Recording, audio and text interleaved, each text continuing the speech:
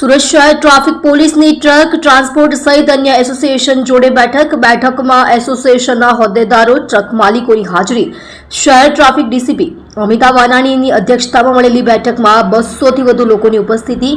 Highway પર lane ડ્રાઇવિંગની અમલીકરણ કરાવવા બેઠક મળી તમામને એક અઠવાડિયાનો સમય આપવામાં આવ્યો અમલીકરણ નહીં કરાય તો કડક કાર્યવાહીના નિર્દેશ હમણાં સુધી 2000 જેટલા વાહનો સામે કાર્યવાહી બેઠકનો મૂળ હેતુ હાઈવે પર બનતી અકસ્માતની ઘટનાને અટકાવવા અને લેન ડ્રાઇવિંગના નિયમોનું ચુસ્ત અમલીકરણ કરાવવું।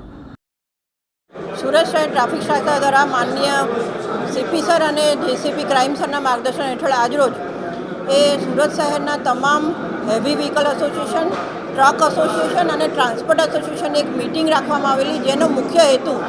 એ હાઈવે ઉપર લેન ડ્રાઇવિંગનું અમલીકરણ કરાવવા માટેનો છે। આપણે સૌ જાણીએ છીએ કે ક્યાંક ને ક્યાંક લેન ડ્રાઇવિંગ ના કરવાના કારણે, રાઇટ લેન ફ્રી ના રાખવાના કારણે અકસ્માતો હાઈવે પર ખૂબ મોટા પ્રમાણમાં બનતા હોય છે અને હાઈવે પર બનતા અકસ્માતો ઘટાડવા માટે અને જેટલા પણ હેવી વ્હીકલ છે એ લેફ્ટ હેન્ડ સાઈડની લેન પર ડ્રાઇવિંગ કરે તેના માટે એક તમામ ટ્રાન્સપોર્ટ એસોસિએશનની મિટિંગ રાખવામાં આવેલી। આ મિટિંગનો મુખ્ય હેતુ એ ટ્રાન્સપોર્ટ એસોસિએશન દ્વારા જ્યારે પણ કોઈ પણ ડ્રાઈવર રાખવામાં આવે તો તેમનું લાઇસન્સ અને સાથે સાથે અન્ય વિગતો જે ગાડીની હોય છે એ દરેક ટ્રાન્સપોર્ટ એસોસિએશનને આજ પછી એક અઠવાડિયાનો સમય આપવામાં આવ્યો છે, જેમાં તમારી એ ટ્રાન્સપોર્ટ એસોસિએશનના તમામ વાહનોની વિગતો છે અમને સબમિટ કરશે અને સાથે સાથે અમારા તરફથી હાઈવે ઉપર લેન ડ્રાઇવિંગનું અમલીકરણ થાય તે માટે સાઇનેજીસ નેશનલ હાઈવેની સાથે રહી લગાડવામાં આવશે અને એની સાથે સાથે અમારી અલગ અલગ ટીમો એ હાઈવે પર ડિપ્લોય કરવામાં આવશે કે જે ટીમો જે છે એ લેન ડ્રાઇવિંગનું અમલીકરણ થાય તેવું એન્શ્યોર કરશે અને જો લેન ડ્રાઇવિંગનું અમલીકરણ હાઈવે પર કરવામાં નહીં આવે તો તેમના વિરુદ્ધ ચોક્કસપણે સ્થળદંડની કાર્યવાહી કરવામાં આવશે।